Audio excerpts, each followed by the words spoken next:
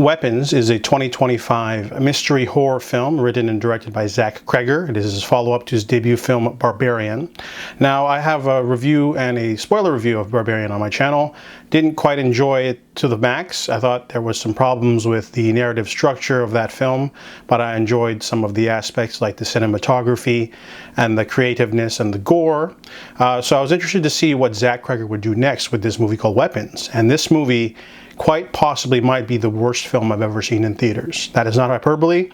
The worst movie I've ever seen in theaters was Resident Evil Afterlife, but that was many years before I started this YouTube channel. That movie's so unintentionally funny, though, it would most likely qualify as a cinematic atrocity. But Weapons is just a really bad film, and on all counts. I mean, there are aspects of the film that I enjoy, but as a narrative whole, it's just like hollow. It honestly feels like a pig butchering scam. If you're unfamiliar, a pig butchering scam is when someone asks you for a bit of money, and in order to build your trust to keep you going, they ask for a little bit more at a time, fattening you up before the initial kill. So for example, it would be like, hey, do you want to invest in Bitcoin? All you have to do is give me $100, and then you give them $100, they give you back 120, and they pretend that, oh wow, this time you got 20% back. That's great. If you were to give me more, however, on the next upswing, you'll get more money. So then you trust them. So now you give them 200 this time, and you get back a little bit more. And they keep building it up to the point where they kill it, and then you're done. So this movie's kind of like the cinematic equivalent of that, because it does a perspective switch 6 times. Every time it does, it ruins the momentum, at least for me anyway. I honestly wanted to see this movie because I thought it looked good. The initial mystery of the plot is one night at 2:17 a.m., 17 children left their houses and were never seen again. So there's a city full of parents who are in anguish because the police and the FBI can't find the kids. It's kind of terrible all around, but there's 2 things that are different. One of the kids was never taken away. His name's Alex, and then there's the teacher, Justine Gandy. She's a teacher who cares too much. However, she's the #1 prime suspect, and all the parents suspect her of doing something or tricking them or hypnotizing them, and it keeps swapping perspectives in order to build up the momentum. So first we're following Justine. She's got alcoholism, and she's trying to deal with this, and she can't work. And then we jump to one of the children's, Matthew's father, forget his name, but he's basically trying to find out stuff too, and we find out who vandalized her car. And every time they do these little perspective swaps, it adds on about 5 to 10 minutes of filler. Stuff that you don't really need to see. You don't even need to do the title cards for the swapping. After that, we swap to Paul. He's a cop. And then he's friends with Justine. And then we swap to Marcus, another guy. And then we swap to James, a drug addict, and then we swap to Alex.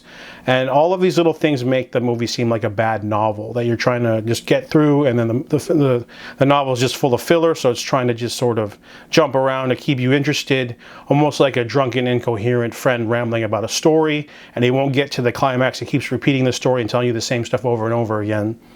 It might be cruel for me to say that this feels like a scam, but it kind of is. It's like 80% of this movie is filler, essentially. It didn't need to be 2 hours for starters. It ruins the pacing for me, and there are aspects of the film that I do enjoy.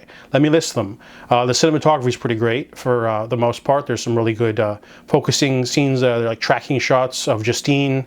There's a really good chase sequence, part of a chase sequence anyway, and there's also the cast is pretty good too. You got Julia Garner, Josh Brolin, and Benedict Wong, and Alden Ehrenreich. All of them are in the MCU, so you got a really good cast. And I mean, it's well shot, I guess, in terms of the basicness. And there are 2 set pieces I really enjoyed.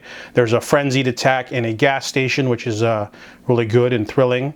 And some parts of the climax are unintentionally funny and entertaining. But that's, if you take the film as a whole thing, I don't want to watch the whole thing over again, 2 full hours just for, 5 minutes of entertainment. Obviously it's scary as hell to have someone just start running at you in a frenzy, but that, you can't base an entire movie off that. I mean, it's almost, anyone walking down the street could be chased by a drug addict at any time doesn't make that entertaining. It doesn't make that scary. You can't give us a whole movie based off that. And if the movie was trying to be maybe an allegory for that, where they think, you know, anyone who's under the control of the thing is just a drug addict, then the movie would have more heft. But it's so pretentious because it tries to have this sort of addiction sort of theme where everyone's addicted to something. So Justine and Paul are addicted to booze, and the junkie obviously likes crack. There's a scene where Marcus's partner makes him like 5 hot dogs for lunch, and it just seems like a lot. So maybe his addiction's food or something, and it just doesn't really go anywhere.